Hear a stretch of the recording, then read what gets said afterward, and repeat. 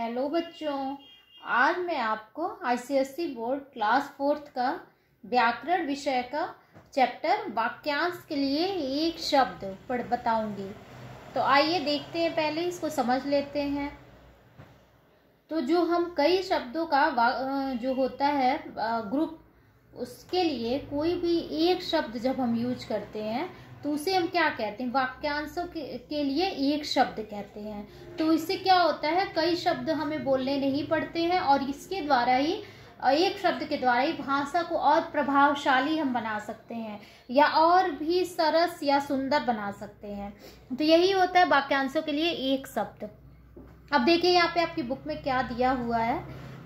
लंबी चौड़ी बात को छोटा जो कर पाता है, वाक्यांश के लिए एक शब्द वही कहलाता है। तो वाक्यांश हमारी क्या होती है? कई वाक्यों का जो समूह होता है उसे हम वाक्यांश कहते हैं और उसको पूरा बोलने में काफी समय भी लगेगा और वो प्रभावशाली भी नहीं लगेगा। जो वाक्यांश होगा तो उसको हम प्रभावशाली बनाने के लिए बिल्कुल छोटे रूप में या एक या दो शब्द में जो इस बात को हम कह देते हैं तो उसे ही हम वाक्यांशों के लिए एक शब्द कहते हैं। इसके द्वारा क्या होता है, भाषा को जो है वो और प्रभावशाली बनाया जाता है। तो अब ये देख लेते हैं हम। यहाँ देखिए आपकी बुक में क्या दिया हुआ है। ये दो जो बच्चे हैं स्कूल के वो बात कर रहे हैं। तो क्या यहाँ पे है, सुजाय मेरे साथ पढ़ता है।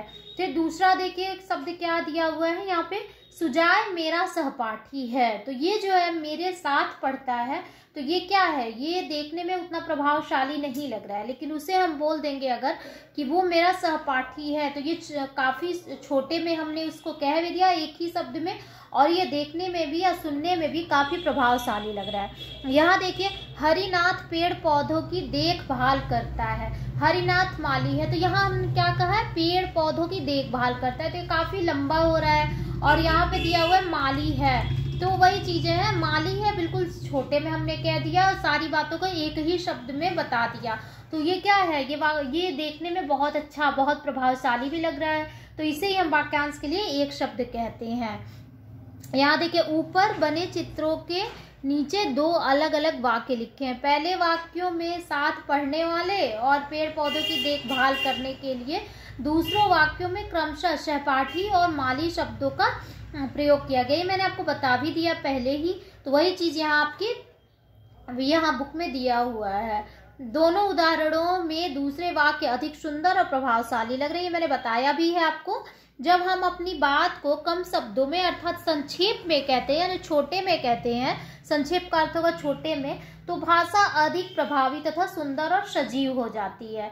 ये मैंने आपको बता भी दिया पहले ही। अब देखिए यहाँ पे क्या दिया हुआ है, भाषा को सरल सरस सुंदर व प्रभावशाली बनाने के लिए कई शब्दों वाक्यांशों के स्थान पर एक शब्द का प्रयोग किया जाता है। तो मैंने आपको बताया भी है कि जो भाषा को बहुत ज़्यादा प्रभावशाली, सुंदर या सरस या बिल्कुल जीवित सजीव बनाती है, तो उसको हम कई शब्दों के स्थान पर एक ही वाक्य में कह देते हैं, तो वो भाषा क्या होती है, और भी अच्छी लगने लगती है और भी मतलब सरस या सुंदर लगती है। तो इसे ही हम वाक्यांश के लिए एक शब्द कहते हैं। अब देखिए आपकी बुक में कुछ शब्द दिया हुआ है, उसको देख लेते हैं। यहाँ दिया समय से संबंधित, समय यानी टाइम जो होता है उससे संबंधित जो वाक्य होते हैं उसको हम कैसे बनाते हैं एक शब्दों में। हर दिन होने वाला, क्या क्या होगा, दैनिक हम कहेंगे तो ज्यादा ये सही लगेगा। सप्ताह में एक बार होने वाला का क्या होगा, साप्ताहिक। महीने में एक बार होने वाला मासिक। साल में एक बार होने वाला वार्षिक। साल में 2 बार होने वाला अर्धवार्षिक। तो ये जो है ये सभी शब्द काफी लंबे हो जा रहे हैं और देखने में भी उतने प्रभावशाली या सुनने में भी नहीं लग रहे हैं। तो यहाँ पे इसको हम एक शब्द में कहते हैं तो ये प्रभावशाली भी लगता है और काफी बड़ा भी नहीं होता है। व्यवसाय से संबंधित देखिए शब्द क्या क्या है, गाना गाने वाला, तो क्या उसको हम कहेंगे गायक कहते हैं। खेतों में काम करने वाला को हम क्या बोलते हैं, किसान या कृषक बोलते हैं। बीमारों का इलाज करने वाला डॉक्टर कहेंगे। लकड़ी का काम करने वाले को क्या कहते हैं, बढ़ई। मिठाई बनाने वाले को क्या कहते हैं, हलवाई कहते हैं। सेना में काम करने वाले को क्या कहते हैं, सैनिक कहते हैं। कपड़े धोने वाले को धोबी। कपड़ा सिलने वाले को दर्जी। लोहे का काम करने वाला लुहार। मूर्ति बनाने वाला मूर्तिकार। चित्र बनाने वाला चित्रकार। सोने चांदी के गहने बनाने वाला, सुनार, गाड़ी चलाने वाला, ड्राइवर या चालक, खेलने वाले, खिलाड़ी। तो ये जो सभी शब्द ये हैं, हम लोग क्या करते हैं, इसको इसी नाम से बुलाते हैं जनरली, इससे तो बुलाते नहीं है। तो ये लंबा भी, ये काफ़ी आसान भी लगता है और बोलने में भी सही लगता है, और ये जो है ये काफ़ी लंबा हो जाएगा, तो हमें ये सूटेबल लगता है, तो हम इसे ही ज़्यादा यूज करते हैं। प्रकृति से संबंधित, प्रकृति यानी कि जो ईश्वर, यानी कि जो भी हमारी प्रकृति से चीज़ें जुड़ी हुई है उससे संबंधित। देखिए, ईश्वर का निकलना, सूर्योदय, सूर्य का निकलना, सूर्योदय, सॉरी, सूर्य का अस्त होना, सूर्यास्त। स्थल, जमीन पर विचरण करने वाला, स्थल का क्या होगा, जमीन होगा, विचरण यानी कि चलने वाला, विचरण करने वाला थलचर हम कहते हैं। जल में विचरण करने वाले यानी जल में चलने वाले या रहने वाले को क्या कहते हैं, जलचर। नभ में विचरण करने वाला नभचर। पानी का अथाह भंडार, अथाह यानी कि बहुत ज्यादा, भंडार महासागर। अब यहाँ देखिए विविध मतलब अन्य, उसके अलावे जो हमने पढ़ लिया उसके अलावे देखिए, किसी से न डरने वाला क्या कहलाता है, निडर कहलाता है। जो डरता हो उसको हम क्या कहते हैं, डरपोक कहते हैं। परिश्रम करने वाला परिश्रमी कहलाता है। आलस करने वाला आलसी। भगवान को न मानने वाला नास्तिक। जो सदा सत्य बोलता हो सत्यवादी। भगवान को मानने वाला आस्तिक। गांव में रहने वाला ग्रामीण। शहर में रहने वाला शहरी।